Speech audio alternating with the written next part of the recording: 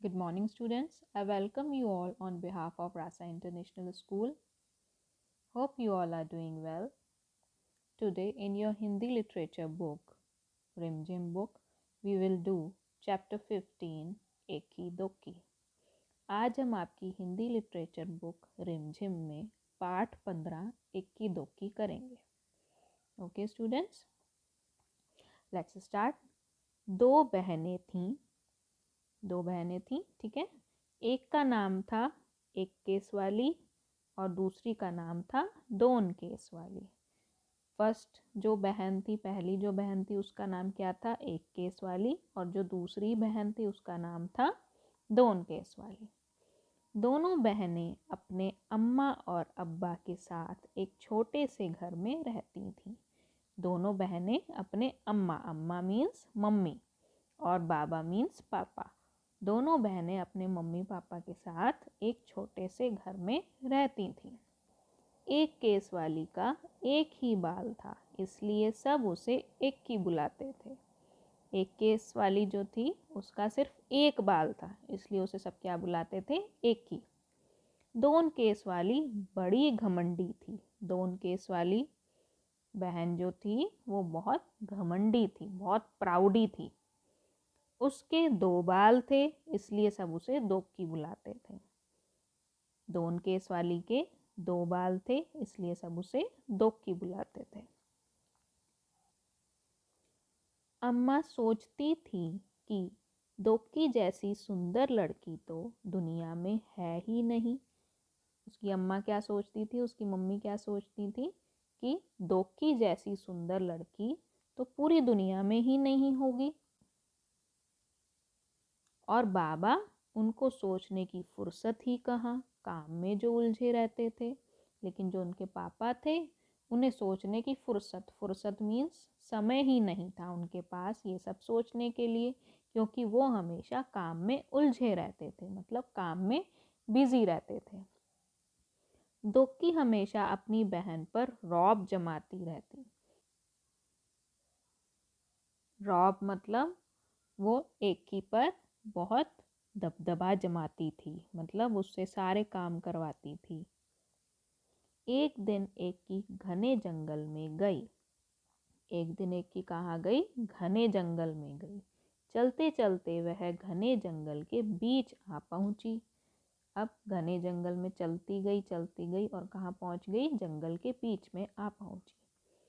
चारों तरफ सन्नाटा था. सन्नाटा मीन्स बिल्कुल साइलेंस था वहां पर. चारों तरफ सन्नाटा था. अचानक उसने एक आवाज सुनी, पानी, मुझे प्यास लगी है, कोई पानी पिला दो. अचानक से उसे एक आवाज सुनाई देती है. क्या आवाज सुनाई देती है? कोई कह रहा था, पानी, मुझे कोई पानी पिला दो, मुझे बहुत प्यास लगी है, प्लीज मुझे कोई पानी पिला दो. एक की रुकी और उसने चारों तरफ घूमकर देखा. एक की रुक जाती है और फिर वो चारों तरफ देखती है, कौन बोल रहा है ये. वहां तो कोई नहीं था, उसे कोई दिखाई नहीं दिया चारों तरफ. फिर उसने देखा सूखी मुरझाई हुई मेहंदी की एक झाड़ी, जिसके पत्ते सरसरा रहे थे. फिर क्या देखती है वो? वहां पर एक मेहंदी की झाड़ी होती है. ये देखिए, ये मेहंदी की झाड़ी है, ठीक है. वो कैसी हो गई थी? वो सूख गई थी, सूखी थी और मुरझा गई थी. पेड़ मुरझा जाते हैं ना जब उन्हें पानी नहीं मिलता है, तो वो कैसे होते हैं? गिर जाते हैं. उनकी पत्तियां जो हैं वो बेचारी निढाल हो जाती हैं, मुरझा जाती हैं. यही हाल मेहंदी का हो गया था. मेहंदी को पानी ना मिलने के कारण वो सूखी और मुरझाई हो गई थी. उसके पत्ते सरसरा रहे थे. सरसरा रहे थे मतलब जब पत्ते आपस में टकराते हैं ना, तो उसे कहते हैं सरसराना. उसके पत्ते सरसरा रहे थे. पास में ही पानी की धारा बह रही थी. पास में ही वो क्या देखती है कि एक पानी की धारा बह रही थी, वहां पर पानी बह रहा था. एकी ने चुल्लू में पानी भरकर एक बार, दो बार, कई बार झाड़ी के ऊपर डाला. एकी ने चुल्लू मतलब हाथों में पानी भरकर एक बार, 2 बार, कई बार झाड़ी के ऊपर डाला। मेहंदी की झाड़ी बोली, धन्यवाद एकी, मैं तुम्हारी ये मदद याद रखूंगी। फिर मेहंदी क्या बोलती है? मेहंदी बोलती है, धन्यवाद एकी, थैंक यू एकी, मैं तुम्हारी ये मदद याद रखूंगी। एकी आगे बढ़ गई। एकी अब आगे बढ़ी। फिर अचानक सन्नाटे में उसे एक और आवाज़ सुनाई दी। फिर अचानक से सन्नाटे में, साइलेंस में, उसे फिर से एक आवाज़ सुनाई दी, मुझे भूख लगी है, कोई मुझे खाना खिला दो। अब उसे आवाज़ क्या सुनाई दी कि कोई कह रहा है कि मुझे भूख लगी है, मुझे कोई खाना खिला दो। एकी ने देखा कि एक मरियल सी गाय पेड़ से बंधी हुई थी। एकी क्या देखती है कि एक मरियल सी, मरियल मतलब वीक, कमज़ोर, कमज़ोर सी गाय पेड़ से बंधी हुई थी। एकी ने घास फूस इकट्ठी की और गाय को खिला दी। एकी ने वहाँ से घास फूस इकट्ठा करके गाय को खिला दिया। उसके बाद उसने गाय के गले में बंधी रस्सी को खोल दिया। फिर उसने गाय के जो गले में रस्सी बंधी हुई थी उसे भी खोल दिया। धन्यवाद एकी, मैं तुम्हारी ये मदद हमेशा याद रखूंगी, गाय ने कहा। फिर गाय ने एकी को थैंक यू किया और उसने कहा कि मैं तुम्हारी ये मदद हमेशा याद रखूंगी। एकी अब चलते चलते थक गई थी। एकी बहुत देर से चल रही थी तो अब वो थक गई। उसे गर्मी भी लग रही थी। उसे गर्मी भी लगने लगी इतना चलने के बाद। उसे समझ नहीं आ रहा था कि अब वह क्या करे, कहाँ जाए। अब वो सोचने लगी कि अब मैं क्या करूँ, अब मैं कहाँ जाऊँ। उसे कुछ समझ ही नहीं आ रहा था। तभी उसे दूर एक झोपड़ी दिखाई दी। फिर उसे दूर एक झोपड़ी दिखाई देती है। झोपड़ी मीन्स हट। एकी दौड़कर झोपड़ी तक गई और आवाज़ लगाई, कोई है? तब एकी फटाफट दौड़कर झोपड़ी के पास पहुंची और उसने आवाज़ लगाई, कोई है?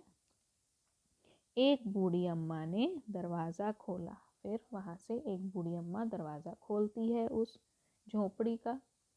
बूढ़ी अम्मा ने कहा, आहा, आ गई मेरी बच्ची, मैं तुम्हारी ही राह देख रही थी, आओ अंदर आ जाओ। बूढ़ी अम्मा क्या कहती है एकी को देखकर? बूढ़ी अम्मा कहती है, आहा, आ गई मेरी बच्ची। कहती है कि मेरी बच्ची आ गई, मैं तुम्हारी ही राह देख रही थी। राह देख रही थी मतलब तुम्हारा इंतज़ार कर रही थी, तुम्हारा वेट कर रही थी, आओ अंदर आ जाओ। एकी हैरान हो गई और चुपचाप झोपड़ी में आ गई। एकी इतनी बात सुनकर हैरान हो गई, शॉक्ड हो गई कि इन्हें कैसे पता कि मैं आने वाली हूँ, है ना। वो तो जानती ही नहीं थी उसे, पर अम्मा उसे जानती थी। फिर वो चुपचाप झोपड़ी में आ गई। झोपड़ी में आकर उसे बहुत अच्छा लगा। जब झोपड़ी में गई एकी तो उसे बहुत अच्छा लगा। बूढ़ी अम्मा ने कहा, आओ बेटी, तुम्हारे लिए नहाने का पानी तैयार है। बूढ़ी अम्मा कहती है एकी से, आओ बेटी, तुम्हारे लिए नहाने का पानी तैयार है। पहले अच्छी तरह से तेल लगाओ और उसके बाद नहा लो, फिर हम खाना खाएंगे। फिर एकी से अम्मा कहती है कि तेल लगा लो पहले अच्छी तरह बालों में, फिर नहा लो, फिर हम खाना खाएंगे। एकी ने शर्माते हुए कहा, नहीं नहीं। अब एकी तो उसे जानती नहीं थी तो उसे थोड़ी सी हिचक हुई, तो उसने शर्माते हुए कहा, नहीं नहीं। अम्मा ने पुचकार कर कहा, अरे नहीं क्या, जैसा मैं कहती हूँ वैसा करो। अब अम्मा उसे पुचकार कर मतलब बहुत प्यार से कहती है, अरे नहीं क्या, जैसा मैं कहती हूँ वैसा तुम करो। एकी ने बूढ़ी अम्मा की बात मान ली। एकी ने मान ली बूढ़ी अम्मा की बात। फिर पता है क्या हुआ? अब क्या हुआ नेक्स्ट? एकी ने जैसे ही अपने सिर से तौलिया हटाया तो उसने पाया कि उसके सिर पर एक नहीं परंतु बहुत सारे बाल थे। अब जैसे ही एकी नहाकर आई और उसने अपने सिर से तौलिया हटाया तो उसका अब एक बाल नहीं था, अब उसके बहुत सारे बाल थे। एक की इतनी खुश हुई कि वह खाना खा ही नहीं सकी। अब वो इतनी खुश थी कि वो खाना खा ही नहीं पाई। बस बार बार वह बूढ़ी अम्मा का धन्यवाद ही करती रही। खाना खाते वक्त भी वो बार बार बूढ़ी अम्मा को थैंक यू करती रही। बूढ़ी अम्मा ने मुस्कुराते हुए कहा, अब तुम घर जाओ बेटी और हमेशा खुश रहो। बूढ़ी अम्मा क्या कहती है कि बेटी अब तुम घर जाओ और हमेशा खुश रहो। एक्की के तो जैसे पंख ही निकल आए, वह सरपट घर की तरफ दौड़ चली। अब एक्की सरपट मतलब बहुत जल्दी, एक्की इतनी जल्दी जल्दी अपने घर की तरफ दौड़ी जैसे कि उसके पंख निकल आए हों, जैसे वो उड़ती हुई जा रही है। रास्ते में उसे गाय ने मीठा मीठा दूध दिया और झाड़ी ने हाथों पर रचाने के लिए मेहंदी दी। अब जिस गाय और मेहंदी की एक्की ने रास्ते में मदद की थी, उन्होंने उसे क्या दिया? गाय ने उसे मीठा मीठा दूध दिया और मेहंदी ने हाथों में रचाने के लिए मेहंदी दी। घर पहुंचकर एक्की ने सारी कहानी सुनाई। अब जैसे ही घर पहुंची एक्की खुश बहुत थी। वो खुशी खुशी में उसने सारी बात अपने अम्मा अब्बा को, अपने मम्मी पापा को बताई, डोक्की को भी बताई। डोक्की कहानी सुनते ही सीधे जंगल की तरफ भागी। अब डोक्की ने देखा मेरे तो 2 ही बाल रह गए, इसके इतने सारे, और वो पूरी कहानी सुनकर वो फटाफट से जंगल की तरफ भागी। डोक्की इतना तेज भाग रही थी कि उसने ना प्यासी झाड़ी और ना ही भूखी गाय की पुकार सुनी। वो इतनी तेज भागते हुए जा रही थी कि उसे ना तो प्यासी झाड़ी की आवाज़ सुनाई दी और ना ही भूखी गाय की पुकार सुनाई दी। वह तो धड़धड़ाती हुई झोंपड़ी में घुस गई और बूढ़ी अम्मा को हुक्म दिया, मेरे लिए नहाने का पानी तैयार करो। अब धड़धड़ाती हुई मतलब बहुत जल्दी जल्दी फटाफट से वो झोंपड़ी में घुस गई और बूढ़ी अम्मा को उसने ऑर्डर दिया, हुक्म दिया, मेरे लिए नहाने का पानी तैयार करो। हाँ आओ, मैं तुम्हारी ही राह देख रही थी, पानी तैयार है, नहा लो, बूढ़ी अम्मा ने डोक्की से कहा। बूढ़ी अम्मा ने डोक्की से भी यही कहा कि हाँ आओ, मैं तुम्हारी ही राह देख रही थी, मतलब तुम्हारा ही इंतज़ार कर रही थी, पानी तैयार है, जाकर नहा लो। झटपट नहाने के बाद जैसे ही डोक्की ने तौलिया सिर से हटाया, उसकी तो चीख निकल गई। अब जैसे ही नहाने के बाद डोक्की ने तौलिया हटाया सिर से, वो एकदम से उसकी चीख निकल गई, वो एकदम से चिल्लाई। डोक्की के 2 ही तो बाल थे और वे भी झड़ गए। डोक्की के कितने बाल थे? 2 बाल थे, लेकिन जैसे ही उसने तौलिया हटाया उसके वो जो 2 बाल थे वो भी टूट गए। रोते रोते डोक्की घर की तरफ चलने लगी। रास्ते में उसे गाय ने सींग मारा और मेहंदी की झाड़ी ने कांटे चुभो दिए।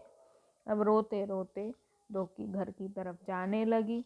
अब रास्ते में, क्योंकि आते हुए उसने गाय और मेहंदी दोनों की ही बात नहीं सुनी थी, तो गाय ने उसे सींग मारे और मेहंदी की झाड़ी ने उसके कांटे चुभो दिए।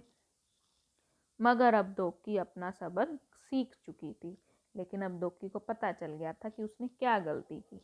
इसके बाद एक्की डोक्की अपने अम्मा अब्बा के साथ खुशी खुशी रहने लगी। अब डोक्की को पता चल गया था कि वो क्या गलती करती है ना, वो इतनी घमंडी है, किसी की बात नहीं सुनती, बस अपने से ही मतलब रखती है।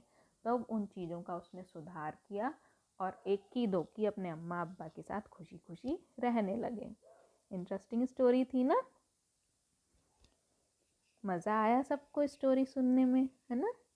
This was your story of एकी दोक्की की स्टोरी थी ये आपकी रिमझिम बुक में। Thank you.